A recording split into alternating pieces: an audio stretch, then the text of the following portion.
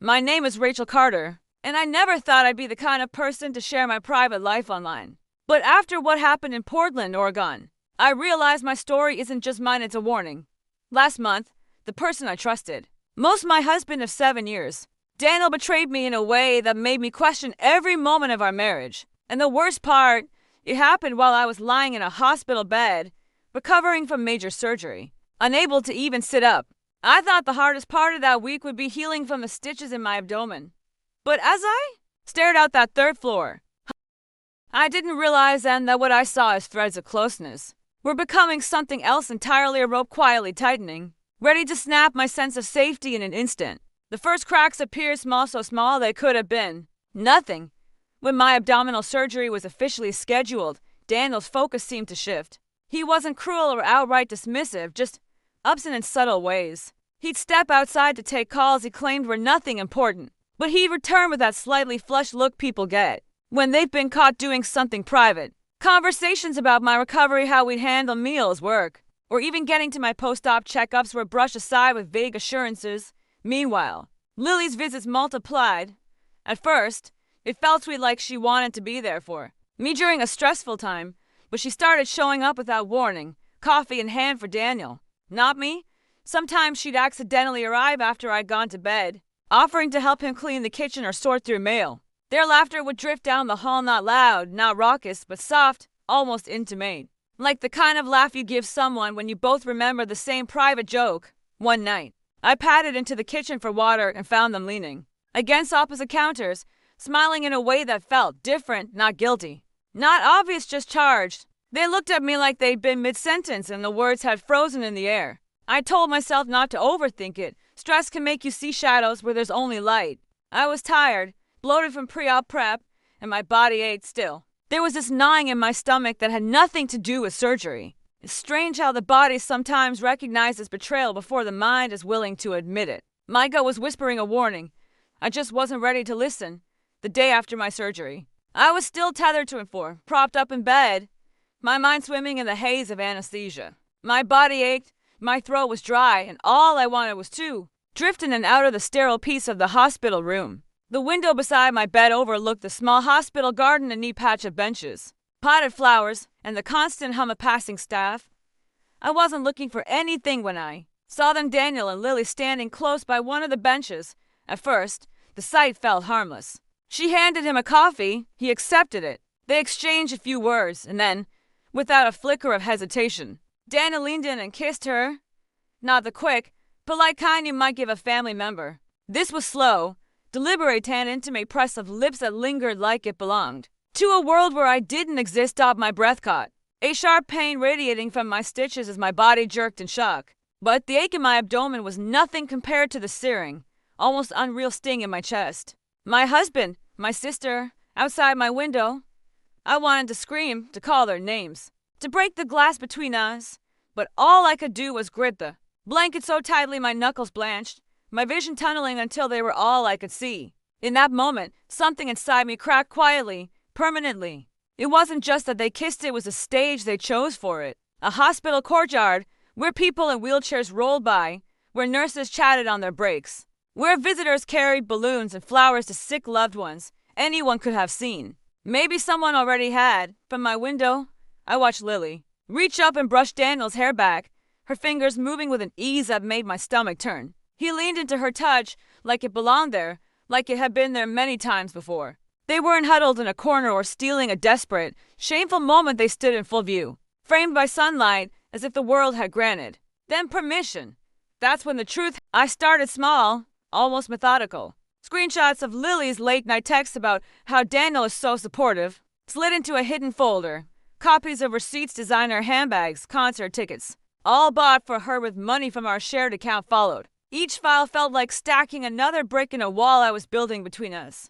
Then I called hospital security, my voice calm and polite, requesting courtyard footage to confirm a visitor. For my recovery records, the moment they mailed it over, I downloaded it twice and backed it up on a flash drive. There they were, Daniel and Lily framed in high resolution, their kiss frozen in time. I labeled the folder for later. Not evidence, not proof, just a reminder to myself that this wasn't about catching them in a lie. They already knew what they'd done. My goal wasn't to shout or create chaos, it was to dismantle them with precision, in a way that would leave no cracks for them to slip through, no loophole for them to twist into their version of events if they wanted to betray me in broad daylight. I'd make sure the whole world saw it that way 2 weeks later. Once I could walk without wincing, I decided it was time. I sent out invitations for a thank you dinner, a warm gesture, or so everyone thought, to celebrate those who had supported me during recovery, family, close friends. Even a few of Daniel and Lily's mutual co-workers accepted without hesitation.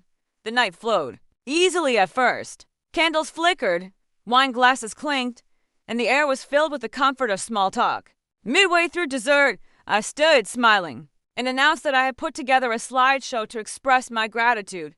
Laughter and light applause followed as I connected my laptop to the TV. It began to wheel of photos from our wedding, vacations, family holidays. I heard people chuckle at inside jokes embedded in the images. But then the tone shifted.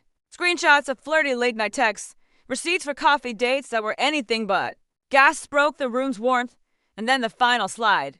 Grainy, but clear enough. Daniel and Lily in the hospital courtyard.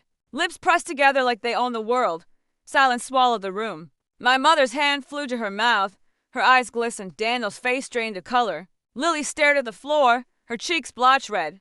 I closed my laptop slowly, letting the weight of the moment settle. This, I said, voice steady, is why I'm done. No screaming, no chaos, just the truth laid bare for everyone to see. And then I walked out, leaving them to sit in the wreckage they had built together. The day after the dinner, my phone buzzed nonstop.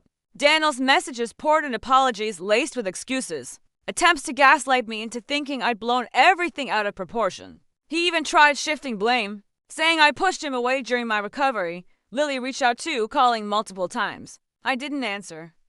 Instead, I blocked her number and ignored every message. Word spread quickly. Friends told me they'd both been scrambling behind the scenes, trying to explain their actions to anyone who would listen. But the truth had already leaked into group chats and family and mail threads, screenshots, videos.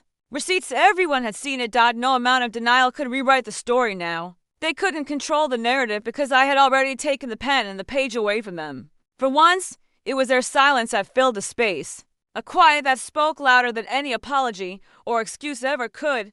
I moved into a small apartment with large windows that overlooked a quiet park. It wasn't luxurious, but it was mine. Every bill paid from my own account, every piece of furniture chosen by me. The silence felt different here, peaceful, not empty. I threw myself into new routines, boxing classes to channel my frustration, reconnecting with old friends I lost touch with, and picking up my paintbrushes again after years of neglect. Each day was a small victory, a step away from the chaos I'd left behind. Daniel and Lily became distant echoes, fading into background noise. Occasionally, I'd hear whispers from mutual friends or catch a glimpse of them in passing, but I no longer felt the sting. I learned that healing isn't about witnessing the downfall of those who betrayed you. It's about creating a life so full, so rich, that they no longer hold a place in it. Betrayal isn't just the breaking of trust, it's the rewriting of the story you thought you were living. It twists the narrative you built around love, loyalty, and family into something unrecognizable. But I refuse to let them cast me as the villain in their version. I didn't scream. I didn't beg. I didn't seek their approval or forgiveness. Instead, I chose silence and distance, reclaiming my power by stepping away from the chaos. Sometimes the strongest response isn't confrontation, it's quiet resilience. Walking away without looking back lets the truth settle and the consequences speak for themselves. If you find yourself betrayed, remember, you don't have to burn every bridge in flames. Sometimes, the most profound strength lies in simply letting go and refusing to carry the weight of their actions any longer. So that's how my husband's hospital window affair ended, with him standing in front of our closest friends and family, completely exposed for exactly who he was.